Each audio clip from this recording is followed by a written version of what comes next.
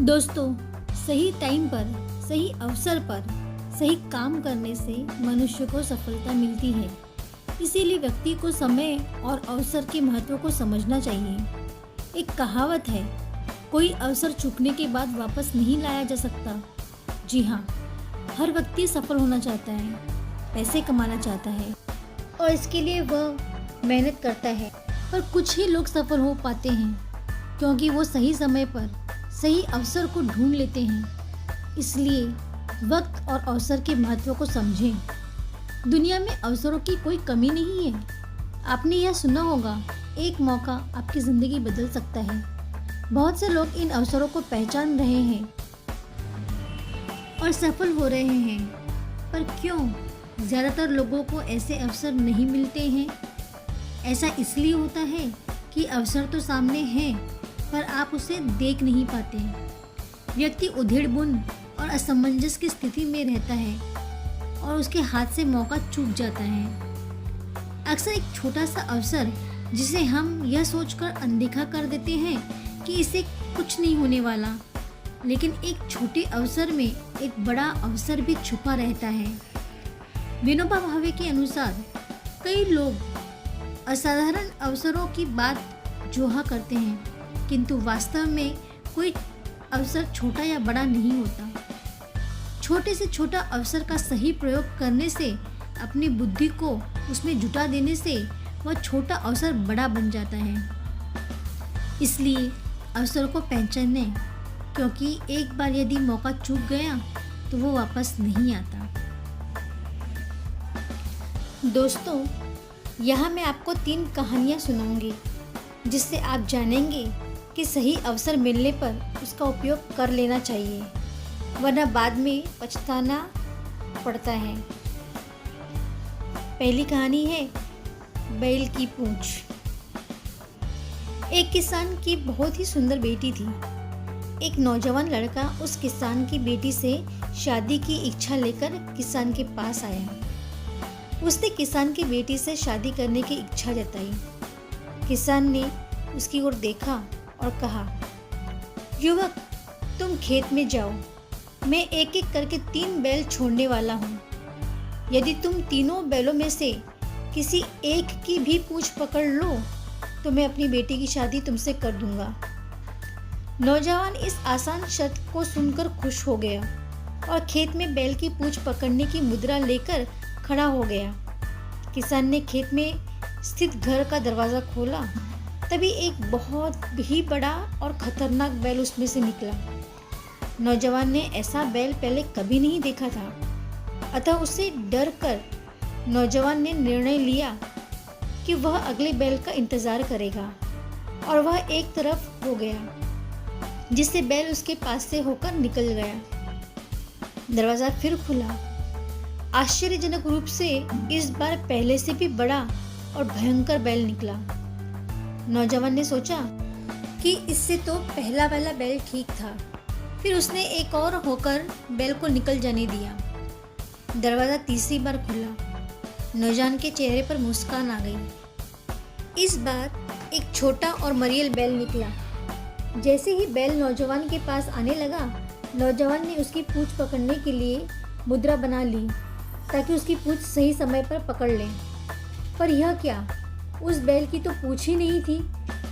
तो दोस्तों, हर एक इंसान की ज़िंदगी अवसरों से भरी हुई है। कुछ सरल है और कुछ कठिन। पर अगर एक बार अवसर गंवा दिया तो फिर वह अवसर दोबारा नहीं मिलेगा। अतः हमेशा प्रथम अवसर को हासिल करने का प्रयास करना चाहिए।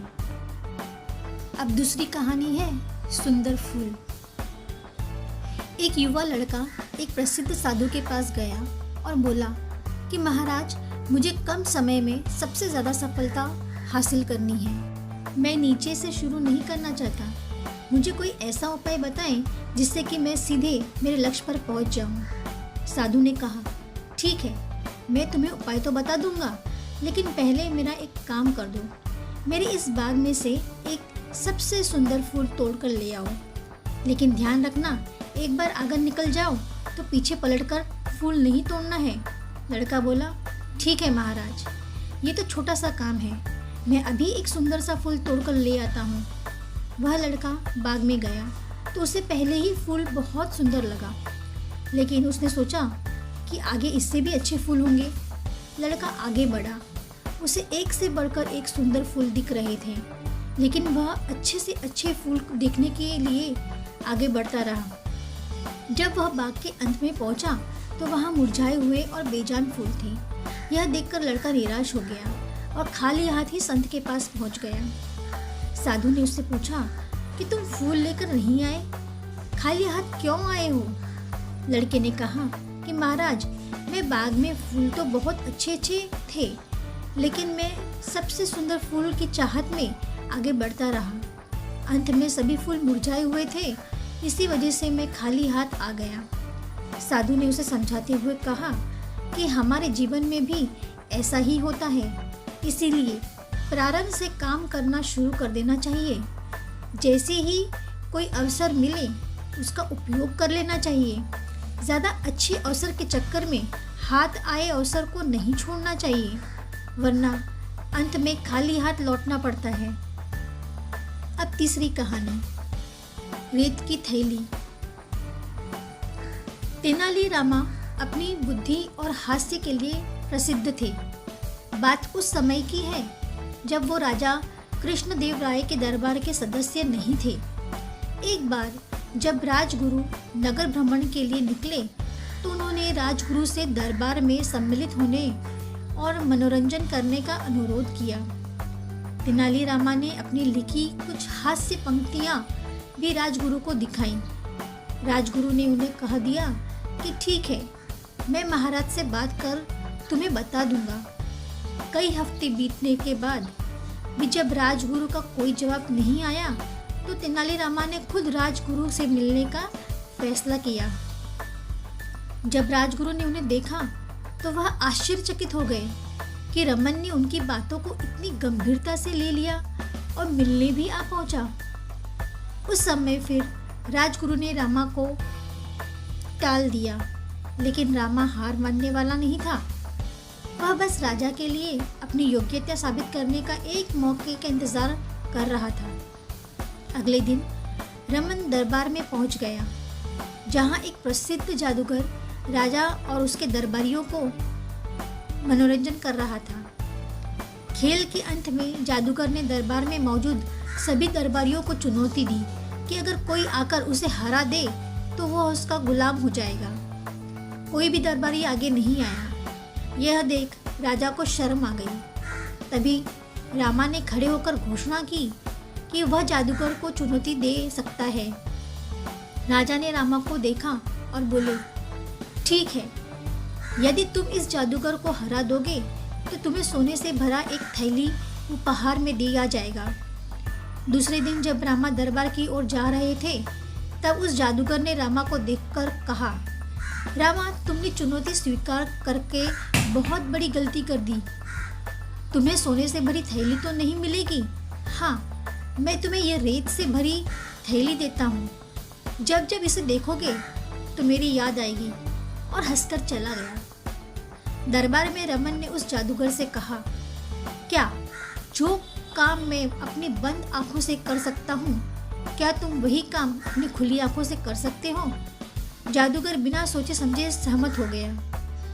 रामा ने वही रेत की थैली निकाली, अपनी आंखें बंद की और एक मुट्ठी रेत निकालकर अपनी आंखों पर डाल दी। जादूगर ने तुरंत हार मान ली, क्योंकि वो जानता था कि वह अपनी आंखों के अंदर रेत नहीं डाल सकता है। राजा रमन से बहुत खुश हुए और उन्हें एक सोने की थैली दी और उनकी बुद्धिमत्ता से प्रसन्न होकर अपने दरबार में मंत्री के रूप में नियुक्त कर लिया। इस प्रकार रामा ने उस अवसर का उपयोग किया जिसे उस जादूगर ने मात्र मजाक में रेत के रूप में दिया था। इसलिए हर चुनौती में एक बड़ा अवसर छिपा होता है। आशावादी हर कठिनाई में अवसर देखता है, पर निराशावादी प्रत्येक अवसर में कठिनाइयाँ ही खोजता है। कहानी अच्छी लगी हो तो वीडियो को लाइक करें, शेयर करें और चैनल को सब्सक्राइब करें। Thank you.